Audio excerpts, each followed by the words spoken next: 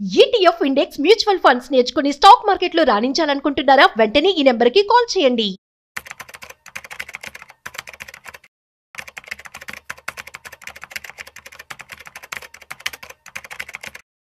నమస్తే, welcome back to Suman TV. Present మనతో పాటు ఉన్నారు స్టాక్ మార్కెట్ అనలిస్ట్ సుందరామరెడ్డి గారు. నమస్తే సార్. నమస్తే. సార్, మ్యూచువల్ ఫండ్స్ లో ఈ ఎక్స్పెన్స్ రేషియో అని ఉంటుంది కదా, అసలు దీన్ని ఎలా అనలైజ్ చేయాలంటారు? Expensive ratio, total expensive ratio అంటారండి, TER అంటారు అనమాట. దాంట్లో క్లియర్గా ఉంటుంది. అండ్ బేసికల్ దీంట్లో ఏమి వస్తాయి అంటే పేరుకి అంటే డైరెక్ట్ ఒక నెంబర్ చెప్తారు, కానీ ఇట్లా 0.6 0.7 ఇట్లా చెప్పుకుంటూ పోతుంటారు. దాంట్లో ఏముంటాయి అంటే ఫండమెంటల్ శాలరీ ఉంటుంది. ఎందుకంటే వీళ్ళందరూ CFA లేదా MBAలో ఒక 10 years ఎక్స్పీరియన్స్ ఉన్న పర్సన్స్ అనమాట. సో ఫండమెంటల్ శాలరీస్ వాళ్ళకి ఖర్చు ఉండదు, వాళ్ళ టోటల్ టీమ్కి. రెండోది బ్రోకరేజెస్, వాళ్ళు కూడా స్టాక్స్ కొంటారు కదా. ఒక ట్రేడర్ కనుక స్టాక్స్ ఎలా కొంటూ అమ్ముతూ ఉంటారో, మ్యూచువల్ ఫండ్ వాళ్ళు కూడా నిరంతరం కొంటూనే ఉంటారు, అమ్ముతూనే ఉంటారు అనమాట. చాలా మంది అనుకుంటారు మ్యూచువల్ ఫండ్ వాళ్ళు ట్రేడింగ్ చేయరేమో అనుకుంటారు. లేదండి, విత్ ఇన్ ద 1 year చేసే మొత్తం ట్రేడింగ్ కింద లెక్క. నువ్వు దాని పేరు ఏదైనా పెట్టండి. ఇంటర్డే చేయకపోవచ్చు ఏమో, కానీ వాళ్ళు కూడా పొజిషన్ ట్రేడింగ్ చేస్తారు. కొన్ని మ్యూచువల్ ఫండ్స్ వాళ్ళు అయితే ఇయర్లీ 2-3 సార్లు మారుస్తారు టోటల్ పోర్ట్ఫోలియోని. కొంతమంది అయితే 5-6 years వరకు అసలు మార్చరు అనమాట. ఇట్స్ డిపెండింగ్ అపాన్ ఆ చర్నింగ్ రేషన్ బట్టి ఉంటుంది మనకి. బేసికల్గా లేటెస్ట్గా వచ్చే మ్యూచువల్ ఫండ్స్ మొత్తం ఫ్రీక్వెన్సీగా స్టాక్స్ మారుస్తూ ఉంటారు. అందుకని ఎక్కువ ట్రేడింగ్ ఛార్జెస్ అవుతుంటాయి వాళ్ళకి. సో అందుకని ఈ బ్రోకర్ ఎక్స్పెండిచర్ అది కూడా ఎక్స్పెన్స్ రేషియోలో ఉంటుంది. రెండోది ఈ రెగ్యులర్గా ఈ ట్రాన్స్ఫర్ అండ్ రిజిస్ట్రీ ఎక్స్పెన్స్ కూడా భరించాలి. స్టాక్స్ మార్చే కొద్దీ వాళ్ళకి డిమెట్ అకౌంట్ మార్చాలి కదా స్టాక్స్. సో వాళ్ళ ఖర్చు కూడా ఉంటుంది. అంటే కస్టడియన్ ఛార్జెస్ ఉంటాయి. ఓకే, వీటిని ఎవరి దగ్గర స్టోర్ చేస్తున్నారు వాళ్ళకి ఏమంటారు. మార్కెటింగ్ ఫండ్ అప్పుడప్పుడు టీవీలో ప్లస్ నోటీస్ బోర్డులు పెడతా ఉంటారు కదా, వాటికై ఖర్చు కూడా మన మీద వేస్తారు అనమాట, ఆ ఖర్చు.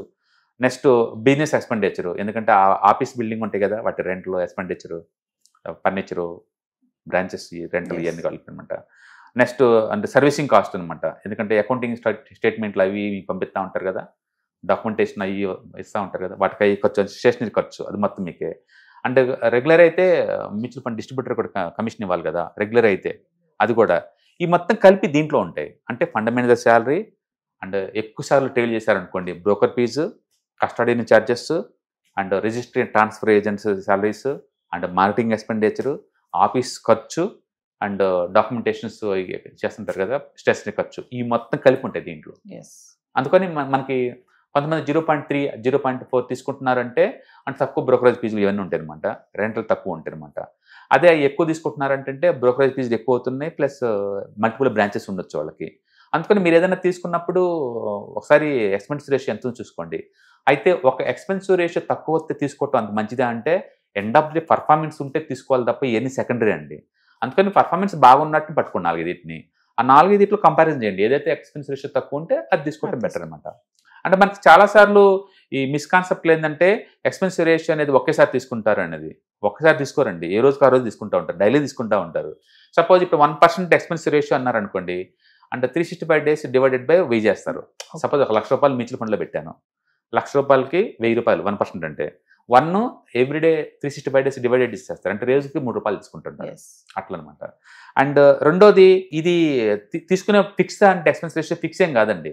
హిస్టారికల్ రిఫరెన్స్గా తీసుకొని మనం ఖచ్చితంగా మళ్ళీ ఇదే రిటర్న్స్ రావు అని ఎలా చెప్తాము. హిస్టారికల్గా ఉన్న ఎక్స్పెన్స్ రేషియో తీసుకొని ఫ్యూచర్లో కూడా ఇంత ఉంటుందని చెప్పలేము. వాళ్ళ ఆఫీస్ ఖర్చులు పెరుగుతున్నాయి అనుకోండి, అన్ని మీద వేస్తారు, పెంచుతారు. అందుకని టైం టు టైం వాళ్ళు కమ్యూనికేట్ చేస్తూ ఉంటారు.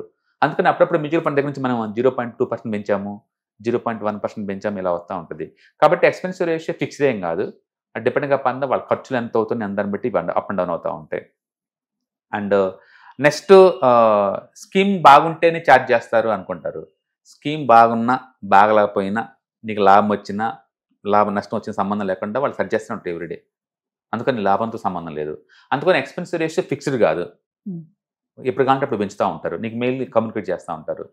ఓకే, రెండోది పర్ఫార్మెన్స్ని బట్టి ఏం తీసుకోరు, నీకు వస్తూ ఉంటుంది. మూడోది, మనం ఎన్ఏవి చూసాం కదా, అది ఎక్స్పెన్స్ రేషియో పోంగా మిగిలిపోయిన ఎన్ఏవి. నెట్ ఎన్ఏవి అంటే ఎక్స్పెండిచర్ పోయిన తర్వాత అనమాట అది. కాబట్టి అవన్నీ తీసేయంగా మిగిలిపోయింది అనమాట అది. కాబట్టి క్లారిటీ ఉంటుంది. కాబట్టి మనం ఎక్స్పెన్స్ రేషియో అనేది ఒకటి ఫిక్స్డ్ కాదు, రెండోది నీకు లాభ నష్ట సంబంధం లేకుండా ఎవ్రీడే కట్ అవుతూ ఉంటుంది. మనకి వాళ్ళు డిక్లేరేస్ అనేవి ఎక్స్పెన్స్ రేషియో పోంగా మిగిలిపోయిన అనేవి అనమాట, అది క్లియర్గా ఉంటుంది, అర్థమవుతుంటుంది అంతే. అందుకని నెక్స్ట్ టైం ఏదైనా మ్యూచువల్ ఫండ్ వెళ్ళేటప్పుడు ఈ టోటల్ ఎక్స్పెన్స్ రేషియో ఎంతో చెక్ చేసుకోండి. దాంతోపాటు పర్ఫార్మెన్స్ చూసుకోండి. పర్ఫార్మెన్స్ బాగున్నట్లో చూస్ చేసుకుంటూ తక్కువ ఎక్స్పెన్స్ ఉందని పిక్ చేయండి, బాగుంటుంది. Thank you.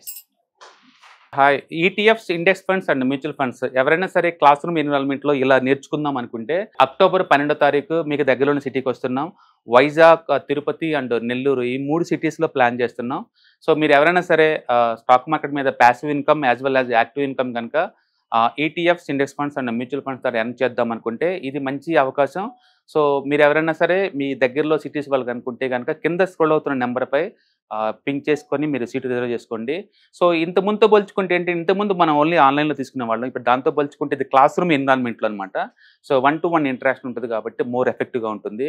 కాబట్టి ఎవరికైనా ఇంట్రెస్ట్ ఉంటే ఈ 3 అసెట్ క్లాసులు నేర్చుకుందామని కింద స్క్రోల్ అవుతున్న నెంబర్పై పింక్ చేయండి. Thank you. హాయ్, మార్కెట్స్ చాలా వాలటిలిటీ ఉన్నాయని భయపడుతున్నారా? మార్కెట్ ఆల్ టైమ్ హైలో ఉందని దూరంగా ఉండాలనుకుంటున్నారా?